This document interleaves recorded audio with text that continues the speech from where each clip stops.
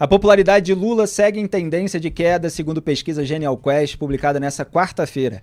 De acordo com o levantamento, 57% dos brasileiros desaprovam seu governo, um percentual que cresce desde julho de 2024, quando estava em 43%. Vocês estão vendo aí a linha vermelha do desaprova que continua subindo. 57 a 40. Os que aprovam a gestão do petista, então, são 40% e eram 52% em dezembro de 2024, a partir de quando a aprovação passou a cair continuamente, como vocês estão vendo ali na linha azul em queda.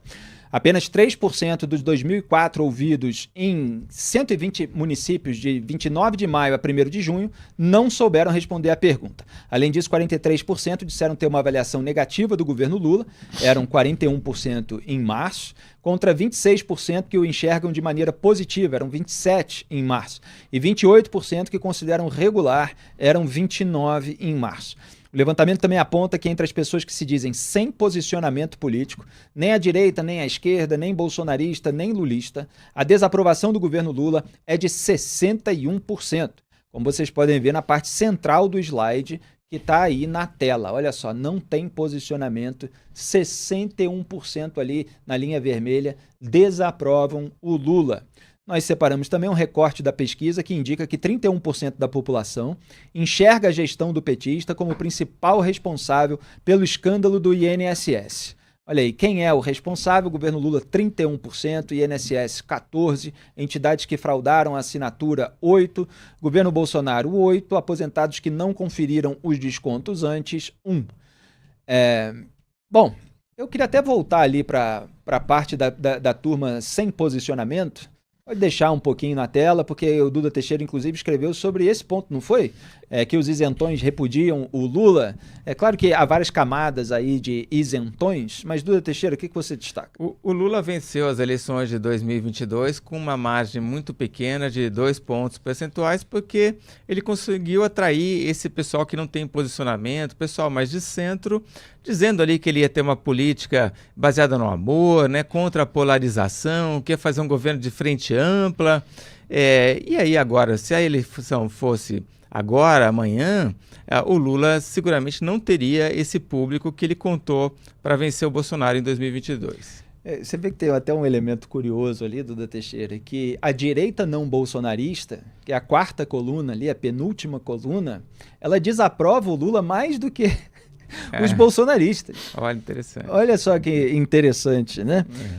Porque os bolsonaristas, principalmente aqueles ativistas, propagandistas de rede social, que ficam atacando jornalistas independentes, etc., eles fingem que qualquer pessoa que não bajula, que não adula, que não acoberta a sujeira do Bolsonaro, do bolsonarismo, elas são pró-Lula, né? E olha aí quanta gente desaprova o governo Lula sem ser bolsonarista. Então, você vê, no campo da direita não bolsonarista, 90% desaprovam. No campo ali central, que é o eleitor moderado, mais independente, que avalia o candidato conforme a eleição e a circunstância específica, podendo votar de um lado ou de outro, 61% desaprovam. Denis. Primeiro que eu tenho que dizer que toda vez que eu vejo esse tipo de pesquisa, parece que eu entrei numa realidade paralela, falando de pesquisa analisando o governo Lula, terceiro governo Lula, é uma coisa realmente bizarra. Agora, a que se deve exatamente esse tipo...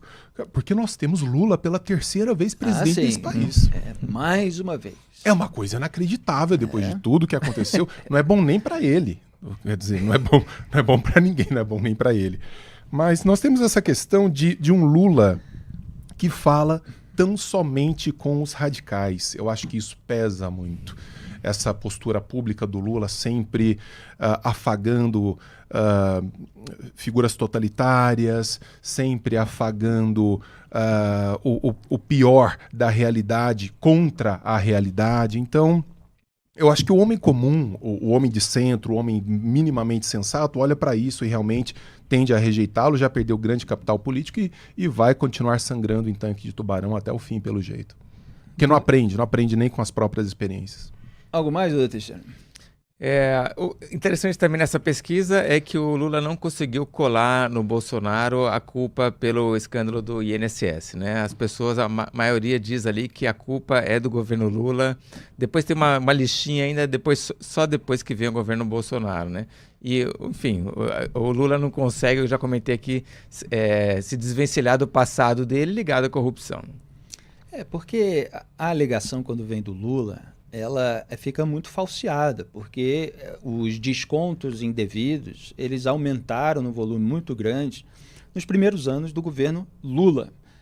Quem está no poder nesse momento em que estourou o escândalo é o Lula. Então, assim, a gente fez o histórico, eu fiz a cronologia para mostrar exatamente, inclusive, o que eu mostrei hoje em relação ao caso do Léo Lins. É que o bolsonarismo, para fechar os flancos, fechar as margens, para combater aquelas brechas que a esquerda usa, ou que as pessoas usam para fazer o contrário do que eles pregam, é muito incompetente. Foi incompetente no Congresso Nacional para fechar as brechas em relação a esquema de associação de aposentado. Bolsonaro sancionou 3 vezes o adiamento, né, e a última sanção foi pela extinção da previsão de recadastramento frequente de afiliados. Eu mostrei toda essa cronologia, os relatores eram bolsonaristas ou pessoas que não eram do PT, incorporaram ali as demandas da esquerda e o bolsonarismo não impediu, e o Bolsonaro sancionou. Então ficou uma brecha ali. Assim como deixaram, como a gente viu no programa de hoje, uma brecha para que juízes decidissem contra humoristas. Não é que é uma imposição para que o juiz decida dessa maneira, mas fica a brecha, fica ainda mais propício, fica ainda mais pressão, inclusive, sobre os juízes para que decidam dessa maneira se a legislação tá dizendo aquilo. Então, para fechar esses flancos, durante o próprio governo Bolsonaro, o bolsonarismo é muito ruim. Agora, quando a gente está falando de decisões tomadas, de escândalos que acontecem no governo do PT, é óbvio que a percepção da sociedade, porque quem é o autor do esquema são as pessoas que foram indicadas nesse governo, ou são pessoas, enfim, de outra linha, então elas são mais responsáveis por aquilo no sentido direto, imediato, né? Por aquilo que é mais grave. O que a gente muitas vezes lembra e critica por que o bolsonarismo é tão incompetente, por que não fechou essas brechas, né? Ele não diz que vai combater a esquerda, que combate a direita, mas parece que está mais preocupado com lacração, etc. Então os esquemas acontecem porque também tem muita gente que não faz o dever de casa. Agora, quem é mais culpado no caso do INSS? É óbvio que é a pessoa responsável ali pelo esquema. E, claro, o governo de turno.